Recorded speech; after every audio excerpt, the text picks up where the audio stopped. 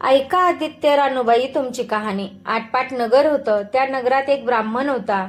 तो नित्य समिधा, फुलं, दुर्वा आणायला रानात जात असे. तिथं नागकन्या, देवकन्या वसा वसत होत्या. ब्राह्मणानं विचारलं, काय ग बायांनो, कसला वसा वसता? तो मला सांगा. तुला रे वसा कशाला हवा?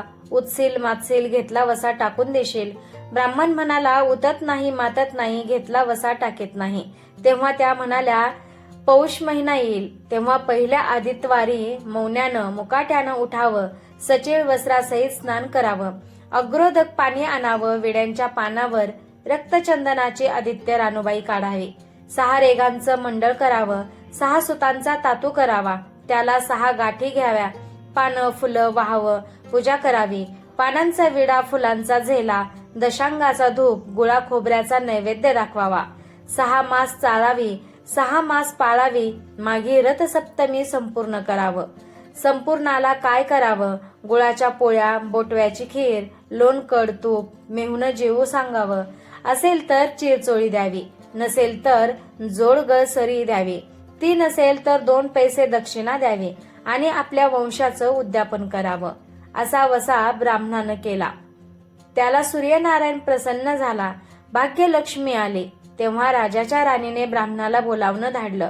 ब्राह्मण जाते वेळेस भिवू लागला, कापू लागला. तेव्हा राजाच्या राणीने सांगितलं, भिवू नका, कापू नका. तुमच्या मुली आमचे येथे द्या. आमच्या मुली गरीबाच्या तुमच्या घरी कशा द्याव्या? दासी कराल, बटकी कराल. राणी म्हणाली, दासी करीत नाही, बटकी करीत नाही. राजाची राणी करू, प्रधानाची राणी करू. मार्गेश्वराचा महिना आला. ब्राह्मणानं लगीन करून मुली दिल्या. एक राजाचे घरी दिली, दुसरी प्रधानाचे घरी दिली. गेल्या पावली मुलींचा समाचार घेतला नाही. 12 वर्षांनी समाचारास ब्राह्मण निघाला. राजाच्या घरी गेला. लेकीनं बसायला पाट दिला, पाय धुवायला पाणी दिलं. बाबा बाबा, गुळ खा, पाणी प्या. गुळ खात नाही, पाणी पित नाही. माझी कहाणी करायची आहे, ती तू ऐक. तुझी कहाणी ऐकायला मला वेळ नाही. राजा पारधीला जाणार आहे, त्याला जेवायला उशीर होईल. तोच त्याचे मनात राग आला. तेथून निघाला, प्रधानाच्या घरी गेला. तिनं पाहिलं, आपल्या बाप आला आहे म्हणून बसायला पाट दिला, पाय धुवायला पाणी दिलं. बाबा बाबा, गुळ खा, पाणी प्या. गुळ खात नाही, पाणी पित नाही. माझी कहाणी करायची आहे, ती अगोदर ऐक. तुझी कहाणी नको ऐकू तर कोणाची ऐकू? घरात गेली, उतरंडीचे 6 मोते आणले. 3 आपण घेतली, 3 बापाच्या हातात दिली. त्याने मनोभावे कहाणी सांगितली. लेकीनं चित्त भावे ती ऐकली. नंतर जेवून खाऊन बाप आपल्या घरी आला. बायकोनं विचारलं, मुलीचा समाचार कसा आहे? जिनं कहाणी ऐकली नाही. ती दारिद्र्याने पिडली, दुःखानं व्यापलं. राजा मुलखावर निघून गेला. जिनं कहाणी ऐकली होती ती भाग्यानं नंदत आहे. इकडे दरिद्री जी झाली होती तिनं आपल्या लेकाला सांगितले, मावशी घनघोर नांदत आहे, तिकडे जाऊन काही दिलं तर घेऊन ये. पहिल्या आदित्यवारी पहिला मुलगा उठला. तळ्याच्या पाळी जाऊन उभा राहिला. अगं दासींनो, तुम्ही दाशी कोणाच्या? आम्ही दाशी प्रधानांच्या. प्रधानाच्या राणीला जाऊन सांगा, तुमच्या बहिणीचा मुलगा आला आहे. कसा आला आहे? तळ्याच्या पाळीला उभा राहिला आहे. परसदारण घेऊन या. परसदारानं घेऊन आल्या. नाहू माखू घातलं, पितांबर नेसायला दिला, जेऊ खाऊ घातलं. कोहळा पोखरला, होन मोहरा भरल्या. वाटेस आपला जाऊ लागला. तो सूर्यनारायण माळ्याच्या रूपानं आला. हातीचा कोहळा काढून नेला. घरी गेला. आईनं विचारलं, काय रे बाबा, मावशीनं काय दिलं? दैवे दिले, कर्मानं नेलं. कर्माचं फळ पुढं उभं राहिलं. मावशीनं दिलं होतं पण सर्व गेलं. पुढं दुसऱ्या आदित्यवारी दुसरा मुलगा गेला. तळ्याच्या पाळी जाऊन उभा राहिला. अगं दासींनो, तुम्ही दाशी कोणाच्या? आम्ही दाशी प्रधानांच्या. प्रधानाच्या राणीला निरोप सांगा. त्यांनी सांगितला. मग प्रधानाच्या राणीनं त्याला घरी नेऊन नाहू माखू घातलं, पितांबर रेसायला दिला, जेऊ खाऊ घातलं. काठी पोखरून होना मोहरांनी भरून दिली. बाबा ठेवू नको, विसरू नको, जतन करून घरी घेऊन जा म्हणून सांगितलं. वाटेत सूर्यनारायण गुरख्यांच्या रूपानं आला. हातची काठी काढून घेतली. घरी गेला. झालेली गोष्ट राणीला सांगितली.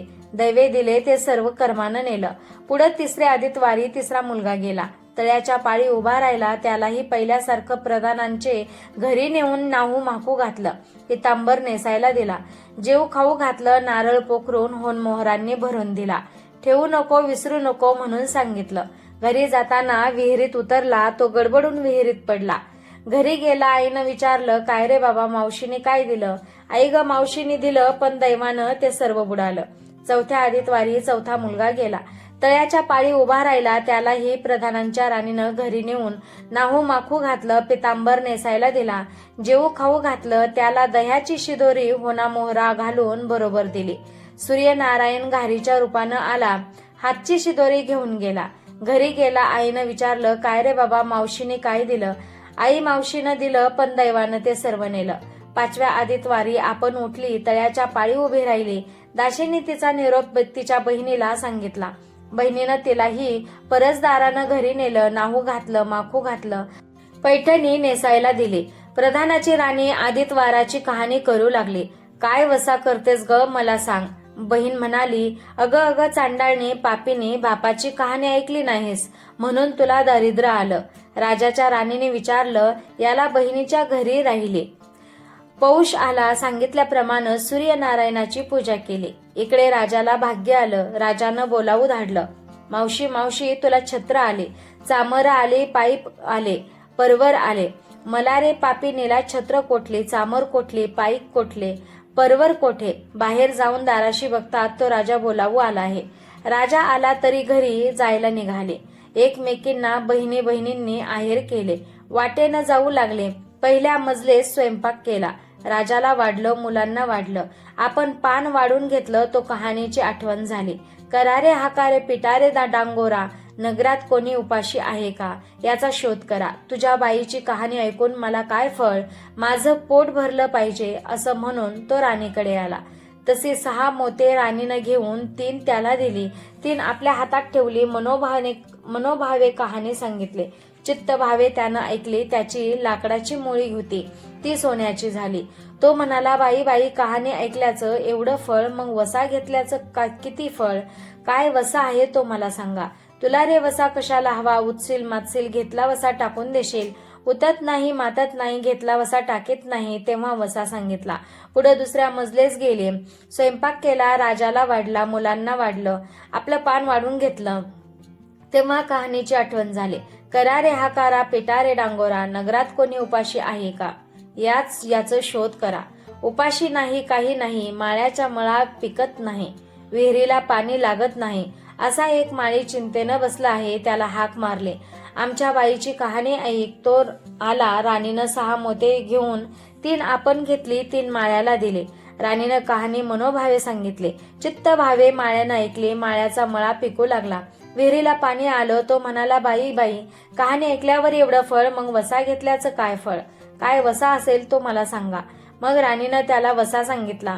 पुढे तिसऱ्या मजलेस गेली. स्वयंपाक केला. राजाला वाढलं, मुलांना वाढलं, आपलं पान वाढून घेतलं. तेव्हा कहाणीची आठवण झाली. करारे हाकारा पिटारे डांगोरा, नगरात कोणी उपाशी आहे का, याचा शोध करा. उपाशी नाही, काही नाही. एक म्हातारी, तिचा एक मुलगा वनात गेला होता. एक डोहात बुडाला होता, एक सर्पानं खाल्ला होता. त्यामुळे चिंताक्रांत बसली होती. तिला म्हणाले, आमच्या बाईची कहाणी ऐकू. ती म्हणाली, कहाणी ऐकून मी काय करू? मी मुलांसाठी रडते आहे, बरं येते. मग ती राणीकडे आली. राणीनं पहिल्याप्रमाणे तिला कहाणी सांगितली.